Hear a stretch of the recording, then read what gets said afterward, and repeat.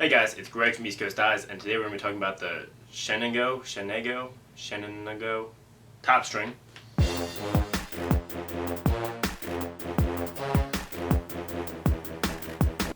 Alright guys, so this Topstring is all the rage right now on Instagram, Facebook, and Twitter. Everyone seems to be wanting to try it out, and I've seen it from a number of people. But this Topstring actually originated from Matt Pratt, a Syracuse player who used it to cope with the 4-inch shooting string rules.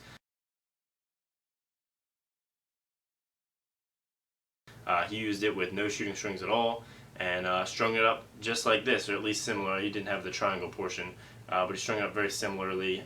This kind of design is from Whittle, who is a stringer who does a lot for IL gear. So he added the triangle top, but Matt Pratt invented this top string really with the drop sides and just the middle attached. It's a really cool top string.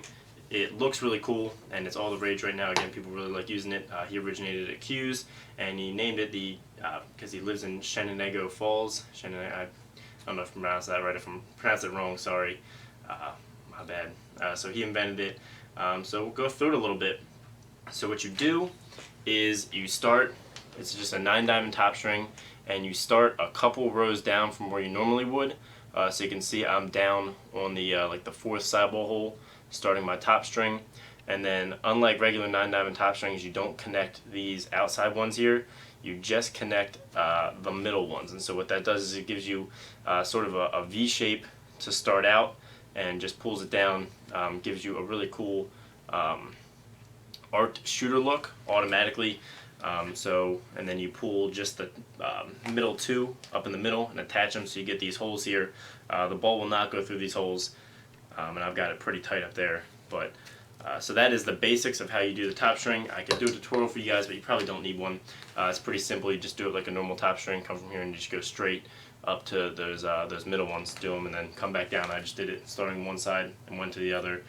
Some people probably start in the middle and work their way out, but I just did it one side to one side and was able to get it pretty symmetrical. So pros of this top string is it gives you a nice channel.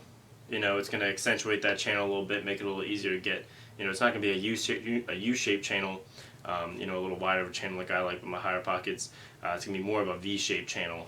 But if that is what you like, then it would probably be good for you. I had to fiddle with this particular string a little bit and play some wall ball to get it to where I thought that it was game playable. It makes it a little bit tricky, because what happens when you pull these tops down so tight is what you get is, especially in a narrow high school only head like this, in an X-Spec head you probably wouldn't have this problem so much, but in a narrow head it doesn't work quite as well.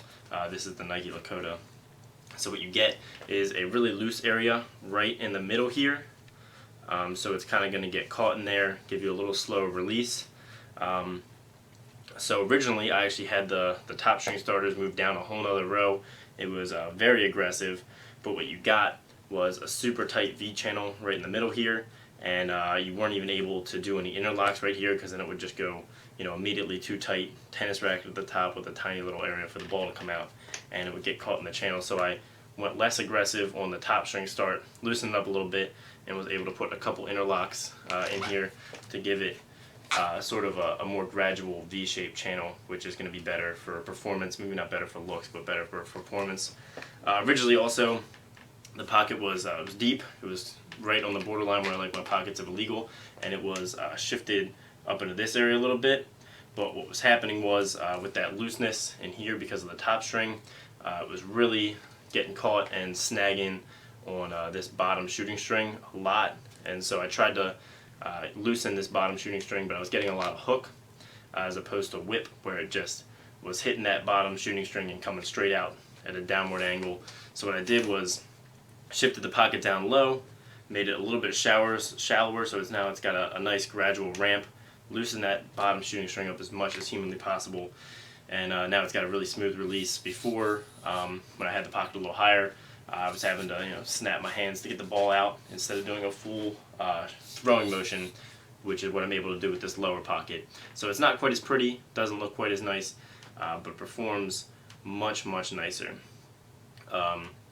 So, I mean, with this, you're able to have that low pocket, but you can still do some toe drags and some hard fakes because that channel is a little bit tighter. Unlike some of the other top strings, like the Iroquois and the Huron top string, it doesn't give you a quicker release. That's not the point of this top string. The point of the top string is more to accentuate that channel and somewhat just to look cool. I could achieve, and any of you guys with the knowledge that you have, could achieve a very similar channel having a normal 9-diamond top string, but this just adds a little flair, a little uniqueness, which is what I love about stringing lacrosse sticks. You can make it a little bit unique and a little bit personalized. So let me know if any of you guys are using this top string. Love to hear how you like it. Love to hear what variations you've done on it. Post them on Instagram, tag me, #EastCoastMesh, and I'll check them out.